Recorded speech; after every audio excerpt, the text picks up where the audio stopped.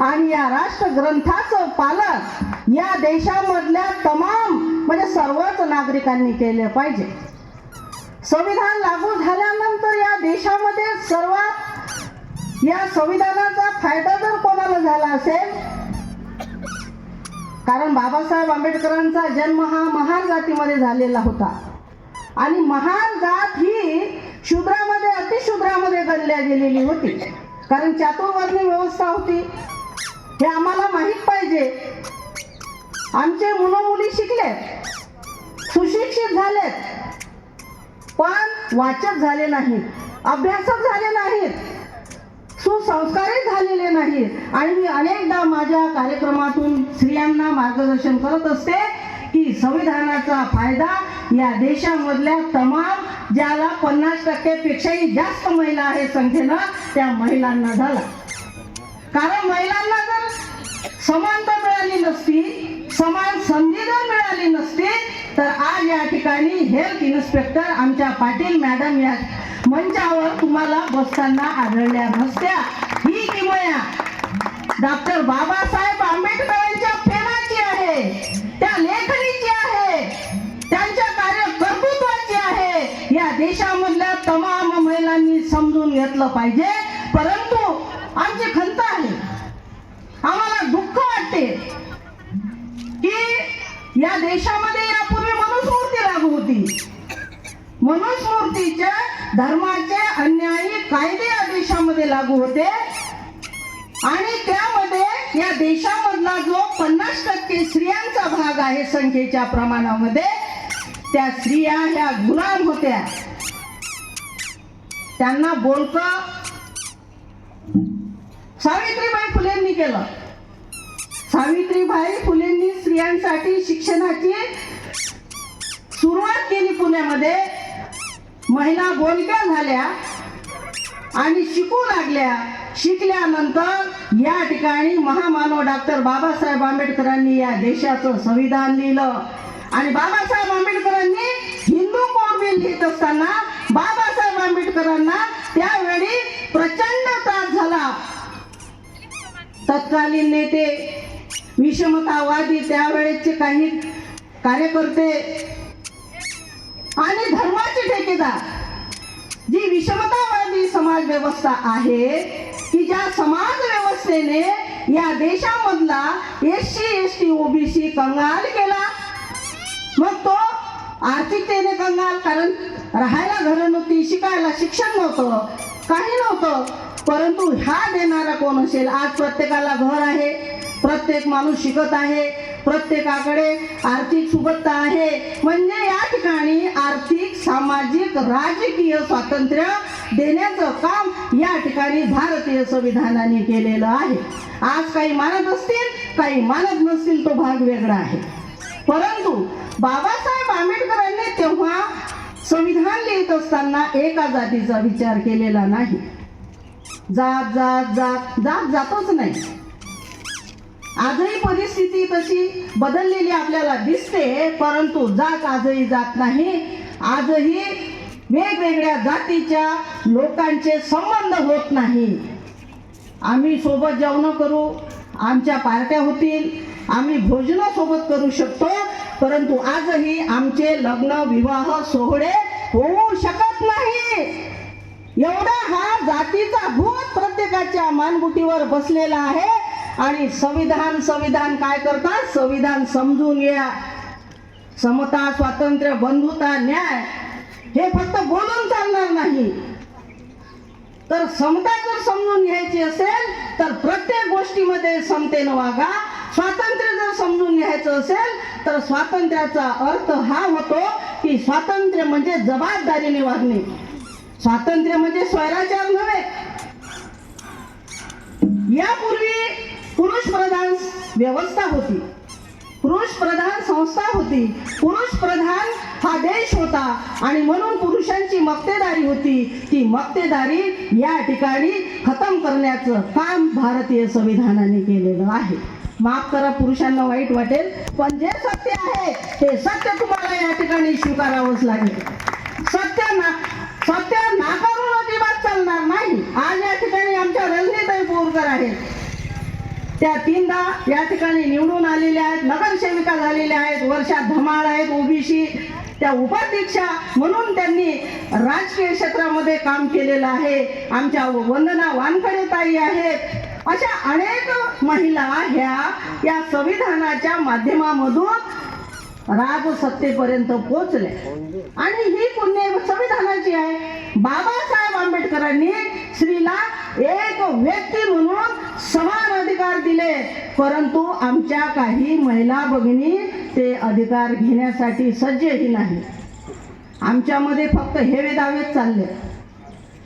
आजही आमच्यामध्ये साड्याचे रंग कोणते, कोण कशी वेशभूषा करते, कोण काय करते, परंतु खऱ्या अर्थाने आम्ही काय केलं पाहिजे, आम्ही या समान संधीचा कसा फायदा घेतला पाहिजे, आम्ही एक व्यक्ती म्हणून समाजात कसं वावरलं पाहिजे, हे आमच्या महिलांनी आतापर्यंतही डोक्यामध्ये घातलं नाही.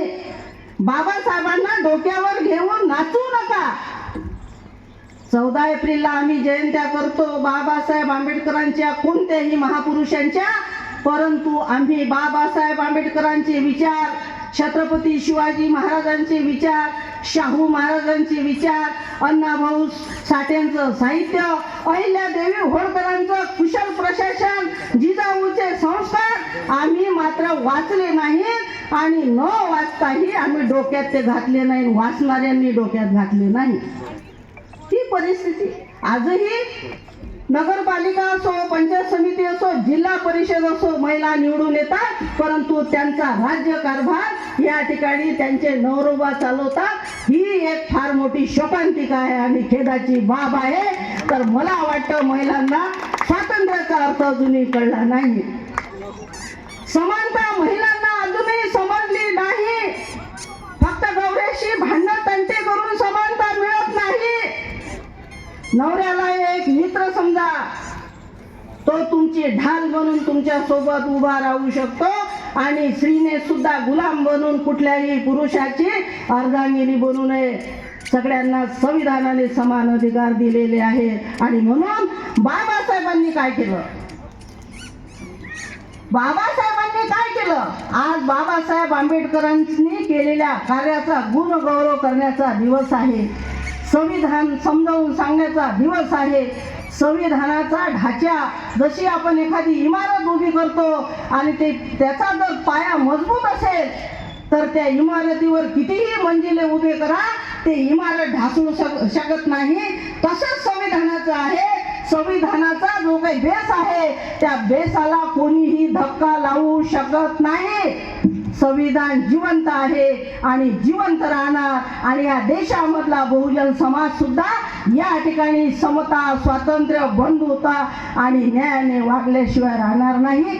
आज या संविधान दिनाच्या निमित्ताने आपण सगळेजण या ठिकाणी प्रतिज्ञा केली पाहिजे की कसं असते की तथागत भगवान गौतम बुद्धाचा जो धम्म आहे तो धम्म हा मानवतावादी धम्म आहे, कल्याणकारी धम्म आहे, समानतेवर आधारित धम्म आहे आणि त्या धम्माचे जे काही सूत्र आहेत, त्या धम्माचे जे तत्व आहे तेच तत्व भारतीय संविधानामध्ये आहे.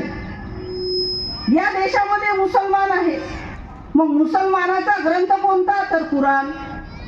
या देशामध्ये ख्रिश्चन आहे, त्याचा धर्मग्रंथ कोणता, तर त्याचा धर्मग्रंथ बायबल.